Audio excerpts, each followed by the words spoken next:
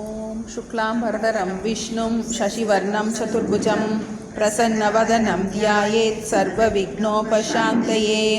சரஸ்வதி நமஸ்துப்யம் வரதே காமரூபிணி வித்யாரம்பம் கரிஷ்யாமி சித்திர்பவது மே சதா. குருர் பிரம்மா குருர் விஷ்ணு குருர்தேவோ மகேஸ்வரः குரு சாக்ஷாத் பரபிரம்ம தஸ்மை ஸ்ரீ குரவே நமः. ஓம் சகனா பவது சகனௌ புனக்து சக வீர்யம் கரவாவஹை தேஜஸ்வினாவதீதமஸ்து மா வித்விஷாவஹை. ஓம் சாந்தி சாந்தி சாந்தி.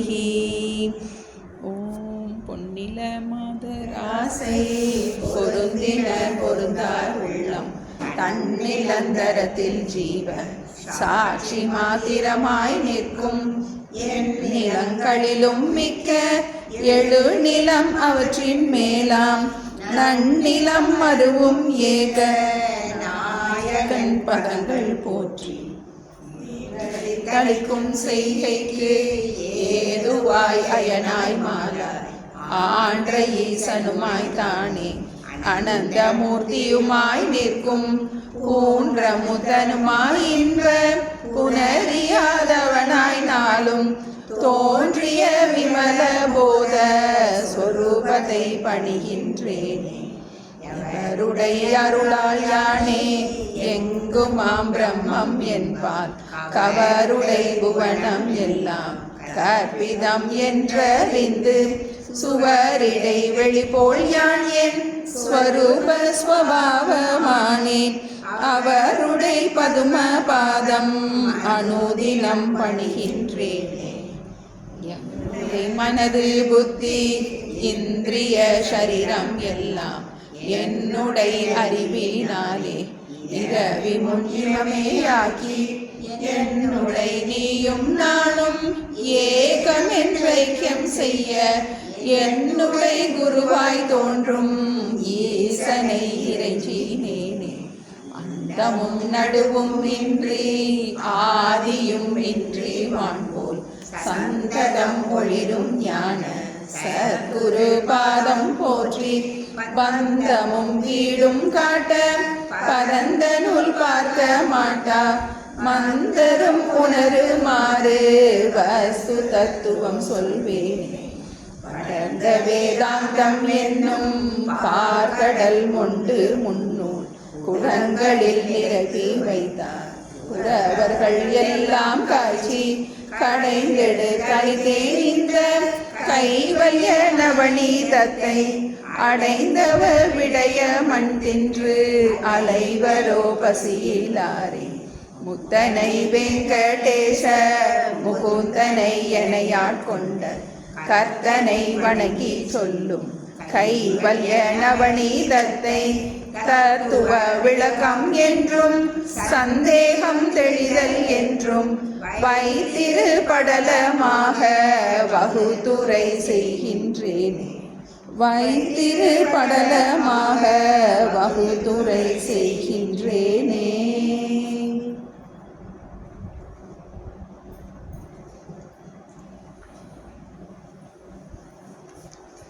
தாண்டவராய சுவாமிகளினுடைய அருள்னால நம்ம தத்துவ விளக்கப்படலத்தை நல்லா நிறைவு பண்ணியிருக்கோம். அடுத்த பகுதியாகிய சந்தேகம் தெளிதல் படலம். கைவல்யம்ங்கிறதுக்கு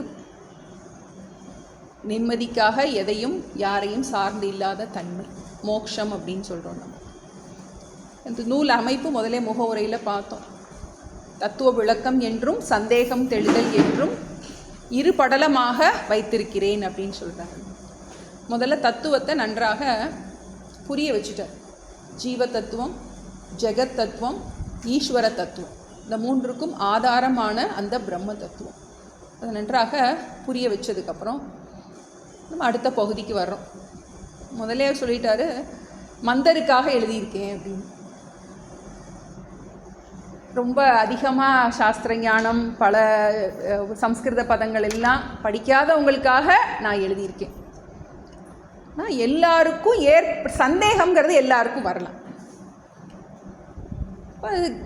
பகவத்கீதை, வேத உபனிஷதங்கள், பிரம்மசூத்திரத்தில் இருக்கின்ற முக்கியமான கருத்துக்கள் எல்லாத்தையும் எடுத்து நான் கொடுத்துட்டேன். முதல்ல அதை சொல்லி தான் நமக்கு பார்த்தோம். இப்போ நூலில் முக்கியமான என்ன விஷயம் பார்த்துருக்கோன்னா, பந்தமும் வீடும் காட்ட பரந்த நூல் பார்க்க மாட்டா மந்தரும் உணருமா. இப்போ பந்தம்னா என்ன, மோட்சம்னா என்னங்கிறத நல்ல தெளிவாக புரிய வைக்கிறதுக்காக இந்த நூல் அமைக்கப்பட்டிருக்கு. முதல்ல தத்துவ விளக்கம், அடுத்தது சந்தேகம் தெளிதல். இப்போ நமக்கு மோட்சம் எதனால அப்படின்னு ஒரு கேள்வி. சர்வீஸ்னாலையா, கர்மயோகத்தினாலையா, பக்தி பண்ணுறதுனாலையா, யோகாபியாசத்தினாலையா? நம்ம ஞானத்தினால்தான் மோட்சம், அது மறக்கக்கூடாது. மோட்சத்துக்கு சாதனம் என்ன? ஞானம்தான். இப்போ பந்தத்துக்கு காரணம் என்ன? அஜ்ஞானம். ஞானத்துக்கு சாதனம் என்ன அப்படிங்கும்போது நம்ம ஸ்ரவணம், மனனம், நிதித்தியாசம். ஞானம் எப்படி உண்டாகின்றது? ஸ்ரவணத்தினாலும் மனனத்தினாலும் நிதித்தியாசனம். இப்போ ஸ்ரவணம்னா என்ன? ஒன்றா போகணும். ஸ்ரவணம்னா என்ன? வேதாந்த சாஸ்திரத்தை ஒரு சம்பிரதாயமான குரு மூலமாக நன்றாக விசாரம் பண்ணி அதனுடைய தாத்பரியம் என்னங்கிறத நிர்ணயம் பண்ணுவது தான் ஸ்ரவணம். வேதாந்த சாஸ்திரத்தில் கொடுக்கப்பட்ட அந்த தாத்பரியத்தை நிர்ணயம் பண்ணுறது ஸ்ரவணம். வேதாந்தம்னா என்ன? வேதத்தில் 2 பகுதி இருக்குது. ஒரு பகுதி கர்மகாண்டம், 2வது பகுதி ஞான காண்டம். பிறக்கும்போதே எல்லாரும் காமிகளாக தான் பிறக்கிறோம். நமக்கு விருப்பு வெறுப்போடு தான் பிறக்கிறோம். கர்மகாண்டம் என்ன பண்ணுறது? நம்மளுடைய விருப்பு வெறுப்புகளை ஒழுங்கு பண்ணுது. நீ ஆசைப்படு, தர்மமாக ஆசைப்படு. அதர்மமான ஆசையிலிருந்து நம்மளை விடுவிச்சு தர்மமான ஆசைகளை ஊக்குவிக்கிறது தான் கர்மகாண்டத்தினுடைய பங்கு. அப்புறம் கர்மகாண்டத்தில் நீண்ட நாள் இருந்தவன் அப்புறம் ஒரு நாள் அவனுக்கு புரியுது,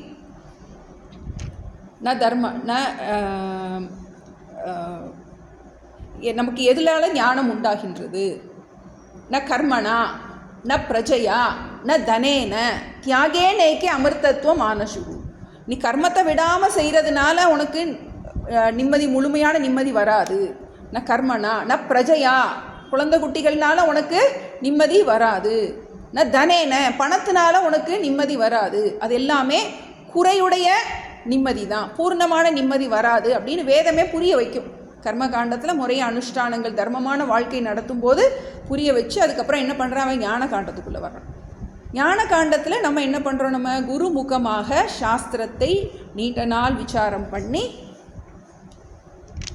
அந்த வேதாந்தத்துடைய தாத்பரியத்தை நிர்ணயம் பண்ணுறது. வேதாந்த தாத்பரியம் என்ன அப்படின்னு தூக்கத்தில் எழுப்பி கேட்டாலும் சொல்ல தெரியணும். வேதாந்தத்தின் தாத்பரியம் என்ன? வேதாந்தத்தின் தாத்பரியம் என்ன? பிரம்மைவ சத்யம் ஜெகத் நித்யா ஜீவோ பிரம்மைவ நாபர. அதை கொஞ்சம் மாற்றி சொல்லணும். அகம் பிரம்மைவ நாபர. இப்போ இதைத்தான் நம்ம தத்துவ விளக்க படலத்தில் விசாரம் பண்ணி சொல்லி கொடுத்தார். யானே எங்குமாம் பிரம்மம் கவருடை புவனம் எல்லாம் கற்பித்தம் மாய வாழ்வு என்னும் சோகம் அப்படிங்கிறத புரிய வச்ச தத்துவத்தை எல்லாத்தையும், ஜீவன்னா என்ன, ஈஸ்வரன்னா என்ன, உண்மையிலே ஜெகத்துங்கிறது என்ன, இதுக்கு 3க்கும் ஆதாரமான அந்த மெய்ப்பொருள் எப்படிப்பட்டது அப்படிங்கிறதெல்லாம் புரிய வச்சுட்டேன். இப்போ ஸ்ரவணத்தின் போது நம்ம குரு சொல்கிறத ஓப்பன் மைண்டடாக கேட்குறோம். குறுக்கு கேள்வியெலாம் ரொம்ப என்ன பண்ண, அது அப்படி எப்படி இருக்க முடியும், அது ஏன் இப்படி இருக்க முடியுங்கிற கேள்வியெல்லாம் நம்ம ரொம்ப குதர்க்கமான கேள்விகளை நம்ம அனுபவிக்கிறது. முதல்ல கேளும்பாங்க. வந்து தயானந்த சுவாமிஜி இந்த 3 வருஷம் கோர்ஸு தொடங்கும்போது எல்லாருக்கும் கொடுக்குற முதல் இன்ஸ்ட்ரக்ஷன் என்னென்னா, நீங்கள் நிறைய கேட்டுட்டு வந்திருப்பீங்க, அது எல்லாத்தையும் கொட்டிருங்க, மனசுலேருந்து கொட்டிருங்க. டம்ளரில் ஏற்கனவே தண்ணி இருக்கிற டம்ளரில் என்ன பண்ண முடியாது, கொட்ட முடியாது. காலியான டம்ளரில் தான் தண்ணி கொட்ட முடியும். இப்போ உங்களுக்கு ஒரு நாலேஜ் கொடுக்கப்படுது. கொஞ்ச நாள் என்ன பண்ணுங்கள், ஓப்பன் மைண்டடாக கேளுங்க அப்படின்னு சொல்லி உங்களுடைய சுய விருப்ப வெறுப்பெல்லாம் உள்ளே நுழைக்காமல் அவர் என்ன சொல்லப்பட்டிருக்காரு, அதுக்கு பேர் தான் ஸ்ரவணம். ஸ்ரவணம்ங்கிறது ஒரு குருக்கிட்ட நீண்ட நாள் படிக்கிறது. இப்போ நம்ம தத்துவ விளக்கத்தை 1 வருஷம் படிச்சிருக்கோம். எத்தனை வாரங்கள் நம்ம விடாமல் படிச்சிருக்கோம். விடாமல் படிக்கணும். 2 மாதம் படிச்சுட்டு 4 மாதம் கழித்து புக்கை தூக்கணும்னு இல்லாமல் என்ன பண்ணுறோம், நீண்ட நாள் விடாமல் ஒரு குருக்கிட்ட ஒரு சம்பிரதாயத்தில் படிக்கிறதுக்கு பேர் ஸ்ரவணம். அதன் மூலமாக நமக்கு என்ன கிடைக்கிறது, இந்த வேதாந்தத்தினுடைய தாத்பரியத்தை நம்ம புரிஞ்சுக்கிறோம். பிரம்மைவ சத்தியம் ஜெகத் மித்யா அகம் பிரம்மைவ நாபரக. இப்போ இந்த விஷயம் நமக்கு குரு சொல்லி கொடுத்துட்டார். அடுத்ததில் நமக்கு நிறைய சந்தேகம் வரலாம். தான் நமக்கு ஸ்ரவணம், அடுத்து மனனம், நிதித்தியாசனம். நம்ம போன தத்துவ விளக்க படலத்தில் அந்த 88 89 பாட்டில் பார்த்தோம். நல்ல நமஸ்காரம் பண்ணிட்டு என்ன சொல்கிறான், இதற்கு உதவி செய்யுமாறு ஒன்றும் காணேன் அப்படின்னு சொன்ன உடனே சிற்றன் இவ்வாறு கூற கிட்டவா என இருத்தி கிருபையோடு அருளி செய்வார். துட்டமாம் தடைகள் 3 தொடராமல் சொரூப ஞான நிஷ்டனாய் இரு. அப்போ 3 தடைகள் வரலாம் அப்படிங்கிறத சொன்னோம். என்னென்ன தடைகள் அப்படிங்கும்போது அஜ்ஞானம், சந்தேகம், விபரீதம். இப்போ 3 விதமான தடைகள் வரலாம். அந்த அஜ்ஞானத்தை நம்ம என்ன பண்ணுறோம், கேட்டல் ஸ்ரவணத்தின் மூலமாக நிவர்த்தி பண்ணிடும். கேட்டதுக்கப்புறம் நம்ம குருட்டுத்தனமாக கேட்குறத சாஸ்திரம் அனுமதிக்கிறது பிளைண்டாக நம்ப சொல்லலை. நம்ம என்ன பண்ணணும், நம்முடைய அறிவிற்கு அது ஏற்புடையதாக இருக்கா அப்படின்னு என்ன பண்ணணும், நம்ம அக்செப்ட் பண்ண முடியுதா. ஏன்னா சாஸ்திரம் கண்ணுக்கு தெரிகிற உலகத்தை இல்லைன்னு சொல்லுது, கண்ணுக்கு தெரியாத பிரம்மத்தை இருக்குன்னு சொல்லுது.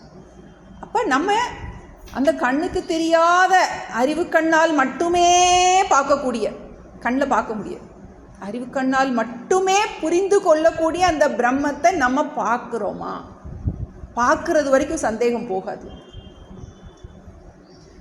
உபனிஷத்தில் ஒரு மந்திரம் வரும், வித்யத்தே ஹிருதய கிரந்திஹி சித்தியந்தே சர்வ சம்சயாக க்ஷீயந்தே சாஸ்ய கர்மாணி தஸ்மின் திருஷ்டே பராவரே. யார் ஒருவன் அந்த பரத்தை பார்க்கின்றானோ, எப்படி பார்க்குறான், அறிவு கண்ணால் பார்க்குறான், அவனுக்குத்தான் எல்லா சந்தேகங்களும் நீங்குகின்றது.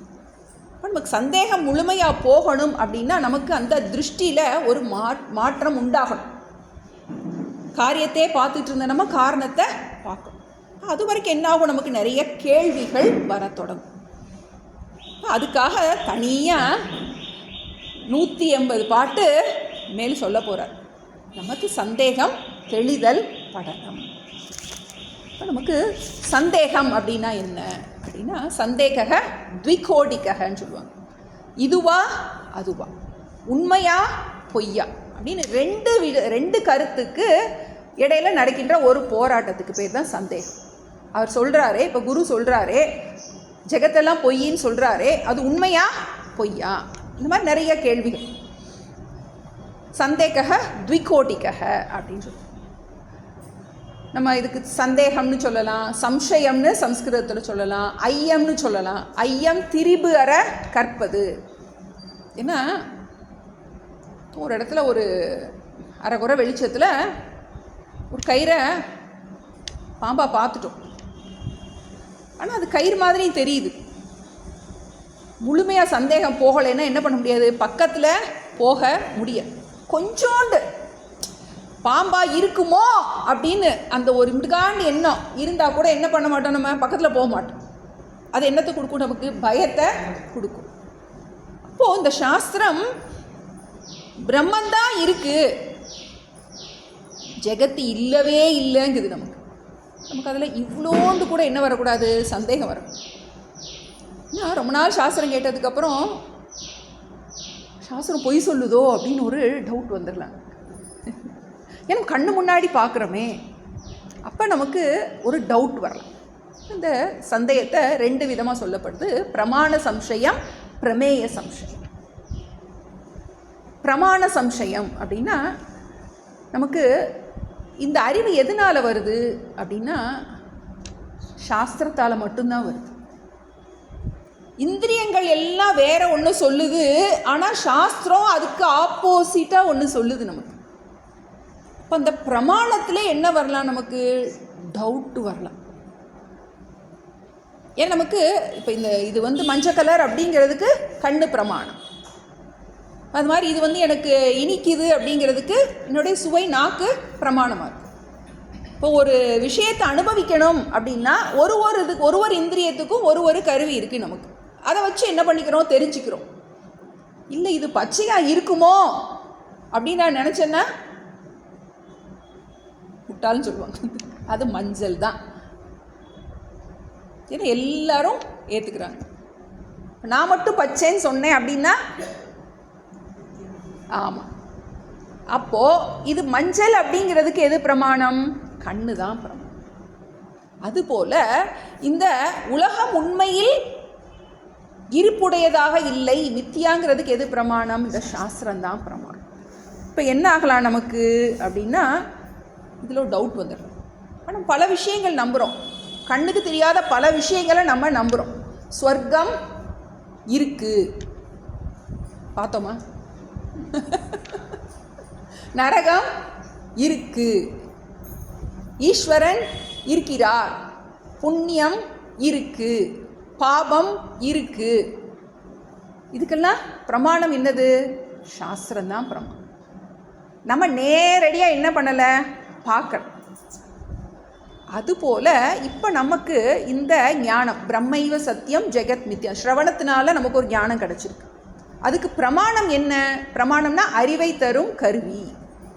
கலரை பார்க்குறதுக்கு கண்ணு தான் பிரமாணம்.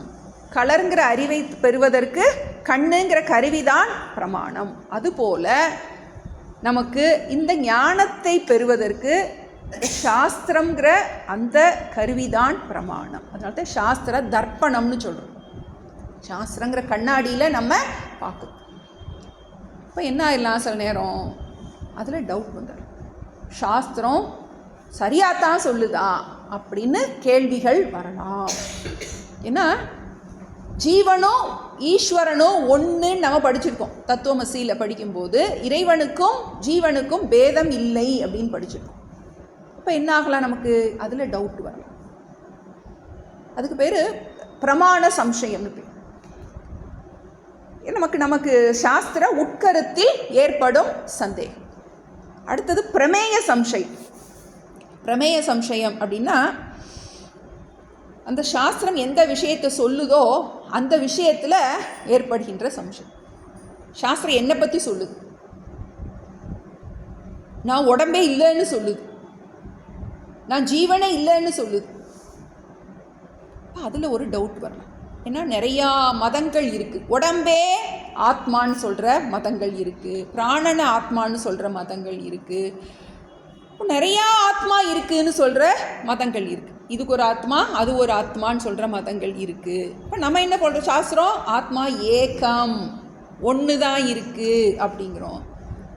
யானையோட ஆத்மா வேறு சைஸு, கொசுவோட ஆத்மா வேறு சைஸு, இப்படிலாம் நிறைய இருக்குது. இப்போ நமக்கு இன்னும் உள்ளே நீங்கள் போய் பார்த்தீங்கன்னா தெரியும். இப்போது நம்ம டைரெக்டாக இங்கே வந்துட்டோம் அப்படின்னா நமக்கு ஏதோ குரு சொல்கிறத நமக்கு மனசில் சப்புன்னு பதிஞ்சிரும். இப்போ வேறு எங்கிட்டாவது போயிட்டு வந்தோம் அப்படின்னா என்ன ஆகும் நமக்கு, அது உண்மையா இது உண்மையா, அவங்க சொல்கிறது ரைட்டா இவங்க சொல்கிறது ரைட்டா, சந்தேக த்விகோடிக, இது சரியா அது சரியா. அவங்க சொல்கிறாங்க நீ கோயில் கோயிலாக போய் நீ நாம சங்கீர்த்தனம் பண்ணி இந்த மாதிரி பாடம்லாம் படிக்கவே தேவையில்லை, நீ போய் என்ன பண்ணு, நீ பாட்டுக்கு தியானம் பண்ணு, ஜபம் பண்ணு, உனக்கு மோட்சம் கிடைக்கும், இறந்ததுக்கப்புறம் நீ சொர்க்கத்துக்கு போயிடுவ, அங்கே போய் உனக்கு நாராயணன் இருப்பார், இப்படிலாம் நமக்கு நிறைய சொல்லப்பட்டிருக்கு. இப்போ நமக்கு அதில் டவுட் வரலாம். அங்கே அப்படி கேட்டோமே, இங்கே இப்படி சொல்கிறாங்களே, எது கரெக்ட்? நம்ம அத்வைத்தம், அத்வைத்த சம்பிரதாயத்தில் நம்ம இருக்கும். இப்போ மற்ற எல்லாமே துவைத்த சம்பிரதாயம் தான். விசிஷ்டாத்வைத்தமாக இருக்கட்டும், நமக்கு சைவ சித்தாந்தமாக இருக்கட்டும், எல்லாமே யோக மதமாக இருக்கட்டும். பதஞ்சலி கடைசியில் ஆத்மா அநேகம்னு சொல்லி தான் முடிச்சிருக்காரு, ஏகாத்மம் கிடையாது அவருன்னு சொல்லி. ஜெகத் சத்தியவாதிகள் அவங்கெல்லாம். இப்போ நமக்கு நிறைய ஃபிலாசபி இருக்குது. இப்போ நம்ம ஒரு ஃபிலாசபி என்ன பண்ணுறோம், ஃபாலோ பண்ணுறோம். கைவிலை நவநீதத்தில் இவர் ஒரு ஃபிலாசபி நம்ம கொடுக்குறாரு, நமக்கு அத்வைத்த சம்பிரதாயம். மாய வாழ்வு என்னும் சோகம், யானே எங்குமாம் பிரம்மம், பிரம்மைவ சத்தியம் ஜெகத் மித்யா அகம் பிரம்மைவ. இப்போ இந்த தாத்பரியம் நமக்கு ஏற்றுக்க முடியுதா? நமக்கு என்ன சொல்லுவாங்க அப்படின்னா, கொஞ்ச நாள் கேட்டு பாருங்க அப்படிமா. உங்கள் லைஃப்பில் ஒரு மாற்றம் இருக்குன்னா நீங்கள் எடுத்துக்கோங்க, அப்படி இல்லாட்டி உங்களுக்கு எந்த பார்த்த விருப்பமோ அந்த போதைக்கு போயிருங்க. உங்களுக்கு ஒரு முன்னேற்றம் தெரியுது அப்படின்னா நீங்கள் ஃபாலோ பண்ணுங்க அப்படின்னு சொல்லி. இப்போ என்ன பண்ண போகிறார் தாண்டவராய சுவாமிகள் அப்படின்னா, நமக்கு என்னெல்லாம் சந்தேகம் வரக்கூடுமோ அந்த சந்தேகத்தெல்லாம், நமக்கு கேட்க தெரியாத சந்தேகத்தை அவரே கேள்வியாக அந்த சிஷ்யன் மூலமாக என்ன பண்ண போகிறாரு, கேட்டு கேட்டு கேட்டு இந்த மாதிரி சந்தேகத்துக்கு இந்த மாதிரி பதில் அப்படின்னு சொல்லிட்டு அவர் ஒரு குரு சிஷ்ய சம்வாத ரூபமாகவே இதை கொண்டு போகிறார். ரொம்ப இன்ட்ரெஸ்டிங்காக இருக்க போகுது நமக்கு. முதல் பாட்டை நம்ம பாடுவோம்.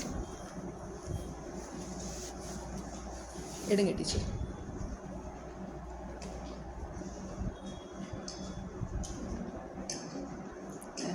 குறி பறித்து மெல்ல நாட்டிய நெடிய கம்பம் உரமுற குத்தி குத்தி உரைப்பிக்கும் உபாயம் போல பரம சிற்சொரூபம் தன்னில் பற்றிய மனோவிருத்தி திறநிலை பெற சந்தேகம் தெளிதலை மொழிகின்றேனே. நரர் குழி பறித்து மெல்ல நாட்டிய நெடிய கம்பம் உரமுற குத்தி குத்தி உரைப்பிக்கும் உபாயம் போல பரம சிற்சொரூபம் தன்னில் பற்றிய மனோவிருத்தி திறநிலை பெற சந்தேகம் தெளிதலை மொழிகின்றேனே. முதல் பாட்டில் பிரதிஜை பண்ணுறார். என்ன சொல்ல போகிறேன், எதுக்காக சொல்ல போகிறேன். எப்படி பாட்டு பாயிரத்தில் நமக்கு மந்தரும் உணருமாறு வஸ்து தத்துவம் சொல்வேனேன்னு சொன்னார். அப்புறம் 2 விதமாக பிரித்து வச்சுருக்கேன்னு சொன்னார். இதில் சந்தேகம் தெளிதலில் எதுக்காக இந்த சந்தேகம் தெளிதலை எதுக்காக எழுதியிருக்கேன் அப்படிங்கும்போது ஒரு எக்ஸாம்பிளோட தொடங்குகிறார்.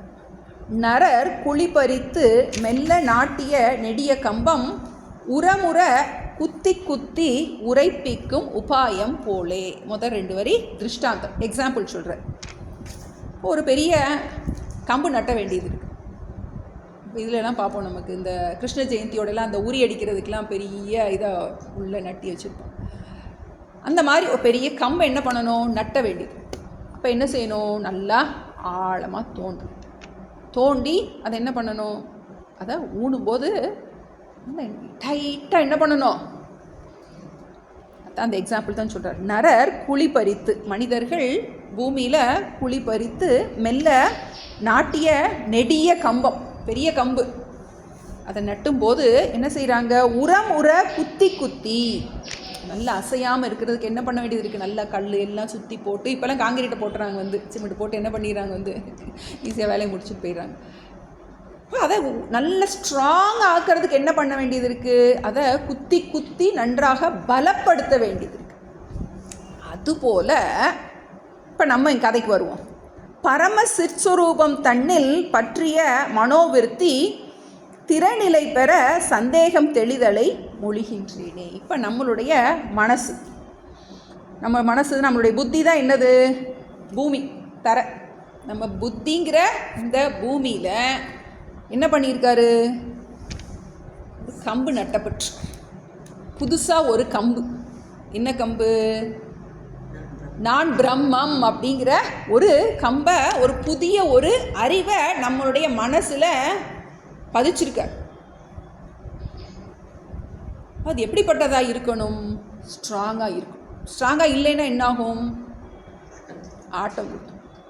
அது எதுக்கு அது எதுக்கா அந்த கம்பு எதுக்கு அப்படின்னா, ஒரு சாதாரணமாக ஒரு குதிரையை கெட்டுற கம்பு.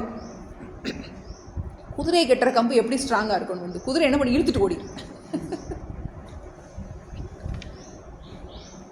மனம் என்னும் குதிரை அதில் கெட்டப்பட்டிருக்கு, மனசுங்கிற குதிரை கெட்டப்பட்டிருக்கு. அந்த ஞானம், அந்த பிரம்ம ஞானம்ங்கிற அந்த கம்பை மனசுங்கிற குதிரை பிடுங்கிட்டு ஓடுறதுக்கு ரெடியாக, அத்துட்டு ஓடுறதுக்கு ரெடியாக இருக்குது. இப்போ நம்மளுடைய புத்தியில் என்ன பண்ணணும், இது ஸ்ட்ராங்காக உள்ள பதியணும். அதுக்காக என்ன சொல்கிறாரு, பரம சிற்சொரூபம் தன்னில் பற்றிய மனோவிருத்தி, தன்னுடைய யதார்த்த ஸ்வரூபத்தில் வியாபித்துள்ள அந்த மனோவிருத்தி, புதுசாக ஒரு மனசில் ஒரு விருத்தி உண்டாக்கி. என்ன விருத்தி? அகம் பிரம்மாஸ்மி, நான் உடம்பு கிடையாது, நான் மனசு கிடையாது. குத்திர பஞ்சகோஷ குகை விட்டு வெளியில் ஆவாய் அப்படின்னு சொன்னார். வெளியே வந்துரு, எல்லாத்தையும் கலட்டி போட்டுரு, தூக்கி போட்டுரு, எதெல்லாம் நீ இல்லையோ அதெல்லாத்தையும் தூக்கி எறி அப்படின்னு சொல்லிட்டு. இப்போ புதுசாக நீ பிரம்மங்கிற அந்த விருத்தி, அந்த மனோவிருத்தி திறநிலை பெற, நன்றாக ஸ்திரமாக பதியும் பொருட்டு என்ன பண்ணுறாரு? சந்தேகம் தெளிதலை மொழிகின்றேனே. இப்போ எதெல்லாம் அந்த அத்வைத கருத்துக்கு விரோதமான பல கருத்துகள் இருக்கின்றதோ அதெல்லாத்தையும் நீக்குவதற்காக. ஏன்னா நமக்கு ஞானம் நன்றாக பலப்படணும். சந்தேகத்தோடு இருந்துச்சுன்னா என்ன பண்ணாது? நமக்கு அடுத்த விபரீத பாவனை நீக்குவதற்கு என்ன பண்ண முடியாது? சந்தேகம் இல்லாமல் கயிறுன்னு தெரிஞ்சால் தான் போய் அந்த தூக்கி எறிவோம், இல்லாட்டி என்ன பண்ணுவோம்? பக்கத்திலே போக மாட்டோம். அப்போது அதுக்காக என்ன பண்ணுறேங்கிறாரு? இந்த சந்தேகம் தெளிதலை நான் மொழிகின்றேனே. ஏன்னா இந்த அசைகிற மனதை அந்த அசையாத கம்பத்தில் என்ன பண்ணணும்? கட்டணும். ஏன்னா இது புதுசாக முளைச்சிருக்கிற இந்த ஞானம். இப்போ இது நன்றாக சந்தேகமற நமக்கு ஆள் மனசில் பதிகிறதுக்காக இந்த குதிரையை கம்பில் கட்டுறது மாதிரி என்ன பண்ண போகிறேன்? உங்களுக்கு ஆள் மனசில் பதிகிறதுக்கு இந்த சந்தேகம் தெளிதலை நான் எழுதியிருக்கேன் அப்படின்னு சொல்லிட்டு சொல்கிறார். இதுக்கு பேர் சம்ஸ்கிருதத்தில் ஸ்தூனா கணன நியாயம்னு பேர். ஸ்தூனானா கம்பு, அந்த கம்பை நட்டுற நியாயம். சம்ஸ்கிருத பதம் கஷ்டமாக தான் விட்டுறலாம். ஸ்தூனானா இது ஸ்தானு, ஸ்தூனானா கம்பு, கணனம்னா தோன்றுறது. நன்றாக அந்த கம்பை தோண்டி ஆள் மனசில் என்ன பண்ணும்? பதிய வைக்கிற பொருட்டு அதை எப்படி நம்ம உரமுறை குத்தி குத்தி பண்ணுறோமோ அதுபோல் என்ன பண்ணோம்? நிறைய பேர் படிக்கும்போது கொட்டிக்கிட்டே படிப்பாங்க வந்து என்ன எதுக்காக? மனசில் நன்றாக பதியணுங்கிறது. அது மாதிரி என்ன பண்ண போகிறாரா? நமக்கு கொட்டி கொட்டி நமக்கு சொல்லிக் கொடுப்போம். பரமாத்மா சாமிஜி கிளாஸில் எப்பயுமே சொல்லுவார், தப்பாக சொன்னால் கொட்டு கிடைக்கும் அப்படிம்பார் வந்து. அது மாதிரி அவர் என்ன பண்ண போகிறார்? நமக்கு உரமுறை குத்தி குத்தி நம்ம என்ன பண்ணுறாரு? குத்தி குத்தி அதை நமக்கு மனசில் பதிய வைக்க போகிறேன். அடுத்த ரெண்டாவது பாட்டு. கருத்துடையோன் ஆகி ஞானவான் ஆகி நின்றோன் மர்க்கட நியாயம் போல மகாபூத விகாரம் தொட்டு நீர்குண விதேக முக்தி நிலை பரியந்தம் சொன்ன சத்குருவினை விடாமல் சந்ததம் அனுசரித்தான். நற்கருத்துடையோன் ஆகி ஞானவான் ஆகி நின்றோன் மர்க்கட நியாயம் போல மகாபூத விகாரம் தொட்டு நீர்குண விதேக முக்தி நிலை பரியந்தம் சொன்ன சத்குருவினை விடாமல் சந்ததம் அனுசரித்தான். நம்ம திரும்ப ஃப்ளாஷ்பேக் போகிறோம். குரு சிஷ்யன் எப்படி வந்தாங்க, என்ன சிஷ்யன் எப்படி ஓடி வந்தான்னு தெரியும் நமக்கு. வெயில் சகித்திடா புழுப்போல் வெம்பி காணவர் வலையில் அடிபட்டு மான் போல் செத்தை போல் சுற்றி சுற்றி அப்படின்னு என்ன பார்த்தோம். அப்படிப்பட்ட அந்த சிஷ்யன் கடைசியில் என்ன சொன்னான்? ஐயனே அப்படின்னு என்ன பண்ணுறான்? இது மாதிரி எனக்கு நிம்மதி எங்கேயுமே கிடைச்சதில்லை அப்படின்னு சொன்ன பார்த்தோம். இப்போ இந்த குரு பாடத்தை முடிச்சிட்டாரு. ஆனாலும் இந்த சிஷ்யன் என்ன பண்ணலை? குருவை விட்டு போகலை. சம்பிரதாயத்தில் குரு போயிட்டு வான்னு சொன்னால் தான் போகணுமா. அவர் வந்து செக் பண்ணி பார்த்து உனக்கு எல்லாம் புரிஞ்சிருச்சா அப்படின்னு கேட்டதுக்கப்புறம் தான் அவர் விட்டு போகணும். பார்க்குறோம் சுவாமி சின்மயானந்தர் வந்து போய் சிவானந்தர்கிட்ட போய் பாடம் ஃபஸ்ட்டு கேட்டுறார், சிரவணத்தை முடிச்சிடுறார். அதுக்கப்புறம் மனன நிதித்தியாசனத்துக்காக 7 வருஷம் தப்போவன் மகாராஜிட்ட போய் உத்தரகாஷியில் போய் படிக்க போகிறாருன்னு பார்த்தோம். இந்த குருக்கிட்ட போய் நமக்கு அந்த ஆழ் மனசில் நமக்கு பதிகிறது வரைக்கும் குருவை கூடவே இருக்கணுங்கிறது ஒரு அப்போ தான் பிரயோஜனம் கிடைக்கும் நமக்கு. இப்போ அதுபோல் இந்த சிஷ்யன் எப்படி குருவையே சார்ந்திருக்கான் அப்படிங்கிறதுக்கு ஒரு எக்ஸாம்பிள் கொடுக்குறார். நிறைய எக்ஸாம்பிளாக கொடுக்க போகிறார். நற்கருத்து உடையோன் ஆகி ஞானவான் ஆகி நின்றோம். இந்த சிஷ்யனை வர்ணிக்கிறார். அவன் எப்படிப்பட்டவனாக இருக்கான்? நற்கருத்து உடையோன், நல்ல குணங்களை உடையவனாக.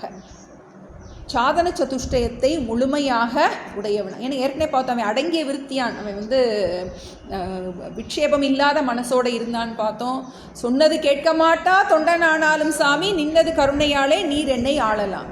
குரு வார்த்தைக்கு அவ்வளோ ஸ்ரத்தை அவன் முதலே வெளிப்படுத்தினான். அப்படிப்பட்ட அந்த சிஷ்யன் நற்கருத்து உடையவன், நல்ல சித்த சுத்தி நன்றாக உடையவன். அதனால் என்னாகிறான், ஞானவான் ஆயிட்டான். நன்றாக சாதன சதுஷ்டயம் பூர்ணமாக இருந்ததுனால குரு கிட்ட சிவோகம் என்று இருந்திடாயேன்னு சொன்ன உடனே அவனுக்கு என்ன ஆயிடுது, அவனுக்கு அந்த நனவினில் சுளுத்தியானான்னு பார்த்தோம். அப்படிப்பட்ட அவன் அந்த ஞானவான் ஆகி நின்றோன். அப்படிப்பட்ட அந்த ஞானத்தை நன்றாக உள்வாங்கிட்டான். அவன் என்ன பண்ணுறான், குருகுலத்தை விட்டு போகலை.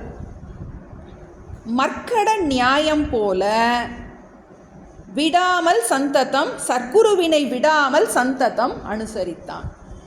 மர்க்கட நியாயம், மர்க்கடம் அப்படின்னா குரங்கு. மர்க்கட நியாயம்னா எப்படி, குரங்கு என்ன பண்ணும், குட்டி குரங்கு அம்மாவை பிடிச்சிக்கும். அம்மா எங்கிட்ட குதிச்சாலும் என்ன பண்ணாது, அது கட்டியாக பிடிச்சிக்கும். அதுபோல் இவன் என்ன பண்ணுறான், குருவை கட்டியாக பிடிச்சிக்கிறான். ஏன்னா கதி, குருவை தவிர நமக்கு கதியே கிடையாது. நமக்கு விடுவிக்கிறதுக்கு குருவை அந்நியதா சரணம் நாஸ்தி அப்படின்னு என்ன பண்ணுறோம். ஏன்னா அவருக்கு தான் ரூட் மேப் தெரியும். கையை பிடிச்சி கூட்டிகிட்டு போகிறதுக்கு அவரால் தான் முடியும் இந்த சம்சாரத்துலேருந்து விடுதலை பண்ணுறதுக்கு. அப்போ அவன் எப்படி இருக்கான், அந்த குரங்கு எப்படி, ஒரு குட்டி குரங்கு எப்படி தாய் குரங்கை கவ்வி பிடிச்சிருக்கோ அது போல் என்ன செய்கிறான், சர்க்குருவினை விடாமல் சந்ததம் அனுசரித்தான். அப்படின்னா சந்ததம்னா அவர் கூடவே சதா காலமும் அவருக்கு கூடவே அணுக்க தொண்டனாக என்ன பண்ணுறான். நமக்கு ஏற்கனவே பணிந்தும் கேட்டும் பணிவிடை செய்தும் இந்த ஞானத்தை நீ பெறுவாயாகன்னு பகவத்கீதையை நமக்கு சொல்கிறோம். இப்போ இந்த ஞானத்தை நம்ம குருவிட்ட சேவை பண்ணி அவருடைய பார்த்து, அவருடைய அனுஷ்டானங்களை பார்த்து அவர் எப்படிப்பட்ட ஞானத்தோடு இருக்காருங்கிறத கூடவே இருந்து தான் நம்ம பார்க்குறோம். ராமகிருஷ்ணர்கிட்ட இருந்த சீடர்களாக இருக்கட்டும், எல்லோரும் கூடவே இருந்து நிஷ்ட வரவர் கூடவே இருந்திருக்காங்க. ஃபார்மலாக சில டீச்சிங் இருக்கலாம், இன்ஃபார்மலாக இருக்கலாம். இப்போ தான் நமக்கு ஃபார்மல் டீச்சிங்லாம் வந்துருச்சு. அந்த காலமாக கூடவே இருந்து ஒரு அசைவிலையும் அவங்களுக்கு ஒரு பாடம் இருந்திருக்குங்கிறத பார்க்குறோம். இப்போ அதுபோல் என்ன பண்ணிட்டான், பாடம் முடிஞ்சிருச்சு, தத்துவம் புரிய வச்சுட்டாரு. இருந்தாலும் என்ன பண்ணுறான், விடாமல் சர்க்குருவினை, சத்குருன்னு அவர் அந்த சத்பொருளிலேயே எப்பவும் பிரம்மனிஷ்டராக இருக்கின்ற அந்த குருவை விடாமல். ஏன்னா அந்த காலத்தில் இப்போ காஷிலெலாம் தட்சிணாமூர்த்தி வித்யாபீடம்லாம் இருக்காங்க. 25 வருஷம் படிக்கணுமா ஆச்சாரியார் ஆகிறதுக்கு, வாழ்க்கையவே கொடுத்து படிச்சிருக்காங்க. ஏன்னா நமக்கு இப்போ 1 வருஷம் நம்ம படிச்சிருக்கோம், நமக்கு எவ்வளோ தூரம் நமக்கு குவாலிஃபிகேஷன் இருக்கோ அதுக்கு தக்கவாறு நம்ம என்ன பண்ண முடியும், இதுக்கு புரிய முடியும் நமக்கு. அப்போது அதனால் என்ன பண்ணுறான், குரு விட்டு உடனே போகலை. பாடம் முடிஞ்சிருச்சு, டெக்ஸ்ட் முடிஞ்சிருச்சு, மறவாதேன்னு சொல்லி முடிச்சிட்டாரு அப்படின்னு சொல்லிட்டு என்ன பண்ணல, விட்டுட்டு போகலை. மகாபூத விகாரம் தொட்டு நிர்குண விதேக முக்தி நிலை பரியந்தம் சொன்ன சத்குருக்கு அடைமொழி. அவர் என்னெல்லாம் சொல்லி கொடுத்துருக்காரு அப்படின்னா, மகாபூத விகாரம் தொட்டு ஆரம்பத்தில் என்ன சொன்னார், ஐம்பூத விகாரம் அன்றோ அப்படின்னு பாடத்தை தொடங்கினார். அத்தியாரோப அபவாதம். அதன் முறையாக விகாரம் தொட்டு நிர்குண விதேக முக்தி நிலை பரியந்தம், கடைசியில் எங்கே முடித்தார், விதேக முக்தி வரைக்கும் முடித்தார். இடையில் என்னென்னலாம் சொன்னார், நமக்கு சாதனை சதுஷ்டயம் தொடங்கப்பட்டுச்சு, அப்புறம் ஐம்பூத விகாரம்னு சொன்னார், எதுவும் செப்பு கற்பனை சிருஷ்டி சொன்னார், அதுக்கப்புறம் அத்தியாரோபம், அப்புறம் அபவாதம் எப்படி பண்ணுறது அப்படின்னு பார்த்தோம். அப்புறம் 10 மகன், அந்த 10ஆம் மகன் கதை சொல்லி அந்த மாயையில் இருக்கிற 7 அவஸ்தைகள் சொல்லப்பட்டது. அப்புறம் அவன் என்ன சொன்னான், தசமன் பார்த்தது போல என்னை என் நிஜ வடிவினை நீர் காட்ட வேண்டும் அப்படின்னு சொன்ன உடனே என்ன பண்ணுறாரு, அந்த பஞ்சகோஷ விவேகம் பண்ணி தத்துவமசி சொன்னார். வாச்சியார்த்தம் என்ன, லட்சியார்த்தம் என்னன்னு சொன்னார். குத்திர பஞ்சகோஷ குகை விட்டு வெளியிலாவாய் அப்படின்னு. அப்புறம் தத்துவமசிங்கிறதுல இருக்கின்ற அந்த விசாரம் பார்த்தோம். எப்படி நீ பிரிந்து கொள்ளே அப்படின்னு சொன்னார். அதுபோலையே குரு சொன்ன வழி தப்பாமல் என்ன பண்ணான், அவன் அதே ஸ்டெப்பை அப்படியே ஃபாலோ பண்ணான். அப்படி இம்ப்ளிசிட்லி ஒபே பண்ணி வந்தோடனே அவன் என்ன ஆயிடுச்சு, அவனுக்கு நனவினில் சுளுத்தி ஆயிட்டான். சுளுத்தி ஆகிட்டு என்ன ஆயிடுச்சு, அவனுக்கு ஜீவன் முக்தி வந்துடுச்சு. அப்புறம் ஜீவன் முக்தரை பற்றி சொன்னார். அப்புறம் அந்த ஜீவனுடைய இறுதி கதி, அது ஜீவன் முக்தனுடைய அந்த சூக்ஷ்ம சரீரம் என்ன ஆகின்றது அப்படின்னு விதேக முக்தி. இவ்வளோ விஷயம் சொன்ன அந்த குருவை நோக்கி என்ன பண்ணுறான், சந்ததம் விடாமல் அனுசரித்தான். இது மர்க்கட நியாயம்னு சொல்லியிருக்கு. இப்போ இன்னொரு நியாயம் இருக்குது, மார்ஜால நியாயம்னு உண்டு. அது மார்ஜாலம்னா பூனை. பூனை என்ன பண்ணும், குட்டியை பாய்ட்டு கவி. பூனைக்குட்டியாக பிறந்தோன்னா நமக்கு கவலை கிடையாது. குரங்கு குட்டியாக பிறந்தோன்னா நம்ம என்ன பண்ணிடுவோம், ஆமாம், குரங்கு குட்டியாக இருந்தால் நமக்கு அதை எப்படி சொல்லுவோம் அப்படின்னா, நமக்கு பக்தி பண்ணும்போது நீ பகவானை குரங்கு குட்டி மாதிரி எப்படி தாய் பிடிச்சிருக்கோ அது போல நீ பிடிச்சிக்கோ. அப்போ பகவான் உன்னைய எப்படி தாய் பூனை ஒரு குட்டி பூனையை தானே எல்லா பொறுப்பையும் எடுத்துக்கிடுதோ அது போல் பகவான் பார்த்து. இப்போ இந்த சிஷ்யன் என்ன பண்ணுறான், சிஷ்யன் இந்த மாதிரி குரங்கு குட்டி மாதிரி இருந்தால் குரு எப்படி இருப்பார், கண்டிப்பாக பூனை மாதிரி தான் இருப்பார். எப்படி தாய் பூனை பார்த்துக்குதோ அது போல் அவர் முறையாக அவனுக்கு சொல்லி கொடுக்க போகிறார். ஏன்னா விடாமல் இருக்கான், சுற்றிக்கிட்டே இருக்கான். எப்படி இருக்காங்கிறத அடுத்து சொல்ல போகிறார் அடுத்த பாட்டு. ததம் புருடன் தன்னை சாயை போல் விடாமல் அன்பாய் மைந்தனை நோக்கி சாட்சி மாத்திரமாய் நின்றாயோ, சிந்தையில் ஐயம் எல்லாம் தீர்ந்தவோ தெளிவின் உள்ளே அந்தரம் கலந்ததுண்டோ அனுபவம் உரை செய்வாயே. சந்ததம் பொருடன் தன்னை சாயை போல் விடாமல் அன்பாய் மைந்தனை நோக்கி சாட்சி மாத்திரமாய் நின்றாயோ, சிந்தையில் ஐயம் எல்லாம் தீர்ந்தவோ தெளிவின் உள்ளே அந்தரம் கலந்ததுண்டோ அனுபவம் உரை செய்வாயே. ஏன்னா குருலாம் லேசுக்குள்ளே அவைலபிளாலாம் இருக்க மாட்டாங்க. அதனால் என்ன பண்ண, நமக்கு ஏதாவது ஒன்று கேட்கணுன்னா பின்னாடியே போகணும். அதுபோல் என்ன பண்ணுறான், சந்ததம் புருடன் தன்னை சாயை போல் விடாமல். எப்படி சந்ததம்னா எப்போதும், புருடன் ஒரு மனிதனை விடாமல் எப்படி ஒரு நிழல் பின்தொடர்ந்துட்டே இருக்கோ அதுபோல் குருவை அப்படி நிழல் மாதிரி தொடர்றான். கடாட்சம் கிடச்சிடாதா, எப்போவாது டைம் கிடச்சிடாதா, நமக்கு இருக்கின்ற அந்த தவிப்பை சொல்ல முடியாதா. நம்ம என்ன பண்ணுறான், குரு கூடவே இருக்கும்போது ஒரு நாள் என்ன பண்ணுறாரு அந்த குரு, அன்பாய் மைந்தனை நோக்கி. மைந்தன்னா குருவுக்கு எல்லா சிஷ்யர்கள் எல்லாம் குழந்தைகள் மாதிரி தான். பிரியமா ஞானபுத்திரனை பார்த்து குரு கேட்குற, பாடமெல்லாம் முடிஞ்சிச்சே, இப்படி இருக்க, வரும்போது புலம்பிகிட்டே வந்தியே, இப்படி கண்ணீர் மல்க வந்தியே, இப்போ நீ எப்படி இருக்க அப்படிங்கிறத ஒன்றுனா கேட்குற. சாட்சி மாத்திரமாய் நின்றாயோ, எனக்கு விஷயம் புரியுதா? சாட்சி மாத்திரமாக இருக்கியா? சாட்சி மாத்திரமாய் இருப்பர் ஜீவன் முக்தர்னு படித்தோம். நீ உன்னை என்னவா நினச்சிக்கிட்டு இருக்க இன்னும்? ஏன்னா நம்மளை பற்றி என்ன நினச்சிட்டு இருக்கோம், ஆனந்தி உஷா என்ன, அப்படி நம்மளை பற்றி இந்த உடம்பு இந்த பேர் இதையே நினச்சிட்டு இருக்கோம். என்ன கேட்குறாரு, சாட்சி மாத்திரமாய் நீ உன்னைய பிரம்மமாவே நினைக்க தொடங்கிட்டியா? என்ன மிச்ச ஜீவன் நான் என முளைத்தல் தோட்டம், பிரம பாவனை மூடி பேதம் காட்டுவது அஞ்ஞானம். சாட்சி மாத்திரமாய் நின்றாயோ, நீ உன்னை பிரம்மங்கிறத நன்றா உள் வாங்கிட்டியா? ஏன்னா அந்த நானில் மாற்ற வேண்டியது இருக்கு. நமக்கு இந்த ஜீவபாவம் போய் என்ன பண்ண வேண்டியிருக்கு, அந்த சாட்சி பாவம் வர வேண்டியது. இப்போ உன்னை பற்றின ஒரு அபிப்பிராயம், ஒரு தவறான அபிப்பிராயம் மாயையால் உன்மேல் திணிக்கப்பட்டது. நம்ம எல்லார் மேலேயும் மாயினால் நம்ம பற்றின ஒரு அபிப்பிராயம் திணிக்கப்பட்டது. என்ன அபிப்பிராயம்? நான் இந்த உடம்பு, இந்த ஜீவன் அப்படின்னு என்ன பண்ணிகிட்டு இருக்கோம்? இந்த ஒரு அபிப்பிராயம் நமக்கு. இதுலேருந்து முழுமையாக நீ வெளிவந்துட்டியா? சாட்சி மாத்திரமாய் நின்றாயோ? ஏன்னா அவர் சொன்னார், சிவோகம் என்று இருந்திடாயே அப்படின்னு. நீ சிவோகம்னு இருக்கியா அப்படின்னு கேட்குற. சாட்சி மாத்திரமாய் நின்றாயோ? சிந்தையில் ஐயம் எல்லாம் தீர்ந்தவோ? ரெண்டாவது கேள்வி கேட்குற. இந்த மனசில் இருக்க டவுட் எல்லாம் போயிடுச்சா? மூணாவது, தெளிவின் உள்ளே அந்தரம் கலந்ததுண்டோ? தெளிவின்னா புத்தி, அந்தரம்னா பேத புத்தி.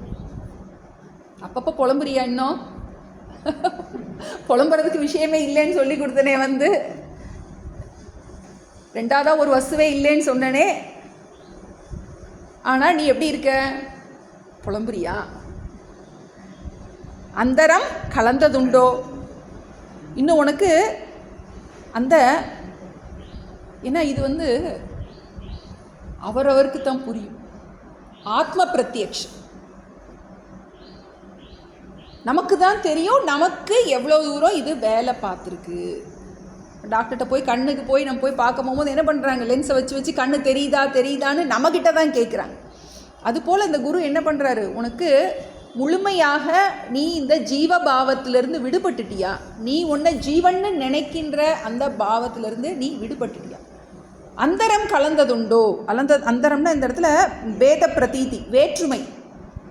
உன்னை இன்னும் நீ வேற நான் வேறன்னு நீ நினச்சிட்டு இருக்கியா? உலகம் எல்லாம் உனக்கு பலவாக தெரிகின்றதா? யானே எங்குமாம் பிரம்மம்னு நீ உன்னை அந்த சர்வாத்ம பாவத்துக்கு உன்னை நீ அந்த அகண்டாக்கார விற்த்தியில் உன்னால் இருக்க முடியுதா? அந்தரம் கலந்ததுண்டோ? அனுபவம் உரை செய்வாய். வாய் விட்டு சொல்லு. ஏன்னா நீ சொன்னினாத்தே தெரியும் உனக்கு இது எப்படி, எவ்வளோ தூரம் நீ உள்வாங்கியிருக்க அப்படிங்கிறத குரு வந்து கேட்குறார். 4 கேள்வி கேட்குறாரு. அவர் என்னெல்லாம் கேட்குறாரு? சாட்சி மாத்திரமாய் நின்றாயோ? அப்போ நமக்கு இதுலேருந்து என்ன தெரியணும்? நம்ம சாட்சி மாத்திரமாய் நிற்கணும். போட்டுக்கணும் இதெல்லாம். சாட்சி மாத்திரமாய் நிற்கணும். அதான் ஃபஸ்ட்டு கேள்வி. வந்து சாட்சி மாத்திரமாய் நின்றாயோ? அடுத்து என்னது? சிந்தையில் ஐயம் எல்லாம் தீர்ந்தவோ? டவுட் எல்லாம் போயிருச்சா? தெளிவின் உள்ளே அந்தரம் கலந்ததுண்டோ? இன்னும் பேத புத்தி அப்பப்போ தலை காட்டுதா? ஜீவ பாவம் என்னது? நமக்கு பல ஜென்ம பழக்கத்தாலேன்னு அவரே சொல்லிட்டார். அது அப்பப்போ எட்டி பார்க்குதா? அனுபவம் உரை செய்வாய். இதை நீ வாய் விட்டு சொல்லு அப்படின்னு உடனே அவன் பேச தொடங்குறான்.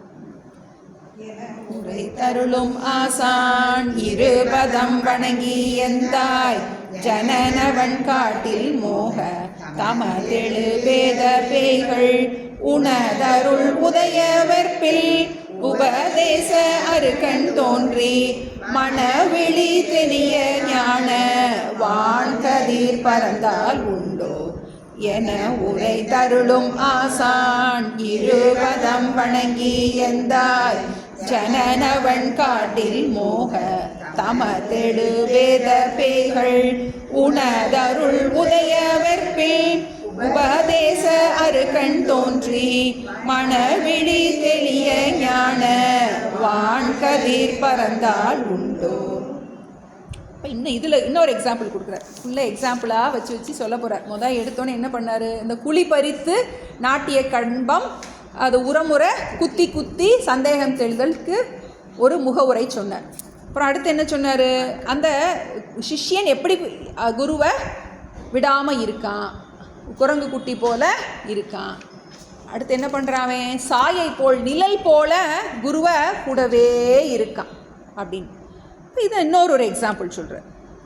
என உரைத்து அருளும் ஆசான் இருபதம் வணங்கி. இப்போ குரு வந்து கேள்வி கேட்குறார். அவன் என்ன பண்ணுறான்? அவருடைய பாதங்களை வணங்கி எந்தாய்னா என்னுடைய தந்தையே. ஏன்னா அவர் என்ன சொன்னார்? மைந்தனே அப்படின்னாரு.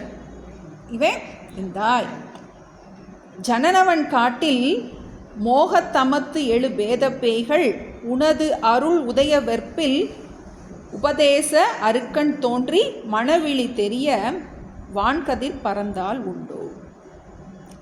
இப்போ ஜனன வன்காடு. ஜனனம், ஜனனம்னா பிறவி, பிறவியாகிய இந்த கொடிய காடு. காட்டில் என்ன நமக்கு வேணும்? நமக்கு இருட்டாக இருக்குது, நமக்கு ஒரு வெளிச்சம் வேணும். அதுபோல் இந்த பிறவியாகிய இந்த காட்டிலேருந்து நம்மளை விடுவிக்கிறதுக்கு ஒரு சூரியன் போல் என்ன இருக்கார், ஒரு குரு நமக்கு கிடச்சிருக்கு. என்ன பண்ணுறாரு அப்படின்னா, மோகத்தமத்து எழு வேத பேய்கள். மோகம், மோகம்னா என்னது? அறியாமையாகிய இந்த மயக்கத்தின் காரணமாக வேத பேய்கள், பலவிதமான வேற்றுமை நமக்கு தெரிகின்றது. அஜ்ஞானம்ங்கிற கண்ணாடி போட்டு நம்ம பார்க்கறதுனால நமக்கு என்ன தெரியுது? எல்லாமே வேற வேறா தெரியும். பார்த்தோம், திருஷ்டிம் ஞானமயம் கிருத்வா பஷ்யேத் பிரம்மமயம் ஜெகத். அறியாமை என்னும் தமம், தமன்னா என்ன? இருள். அதனால உண்டாகிய இந்த வேத பேய்கள் என்ன ஆயிடுச்சு? உனது அருள் உதய வெற்பில் உபதேச அருக்கண் தோன்றி. அருக்கண்ண சூரியன், உபதேசம் என்னும் சூரியன். உங்களுடைய அருள்னால எழுந்த அந்த உபதேசமாகிய அந்த சூரியனால் மனவிழி தெரிய ஞான வான்கதிர் பறந்தால் உண்டோ.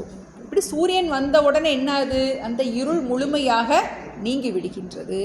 அதுபோல உங்களுடைய உபதேசத்தின் காரணமாக எனக்கு நன்றாகவே என்ன ஆயிடுச்சு? என்னுடைய அந்த மோகத்தில் எழுந்த வேற்றுமைகள் போயிடுச்சு. போய் நம்ம அப்படி தான் கேட்போம், புரியுதா அப்படின்னு கேட்போம். புரியுது அப்படின்னு சொல்லுவோம், அப்புறம் ஆனான்னு சொல்லுவோம். அதே மாதிரி தான் என்ன பண்ண போகிறேன்? நம்மளை மாதிரியே தான் வந்து எல்லாம் புரியுது. ஏன்னா நமக்கு பிரயோஜனம் என்ன அப்படின்னா, முதல்ல எடுத்தோன்னே சொல்லிட்டார், இந்த கைவல்ய நவநீதம் படிக்கிறதால் நமக்கு என்ன பிரயோஜனம்? எதுக்காக படிக்கிறோம்? விஷய மண் தின்று அலைவரோ பசியிலாரே. உனக்கு முழுமையா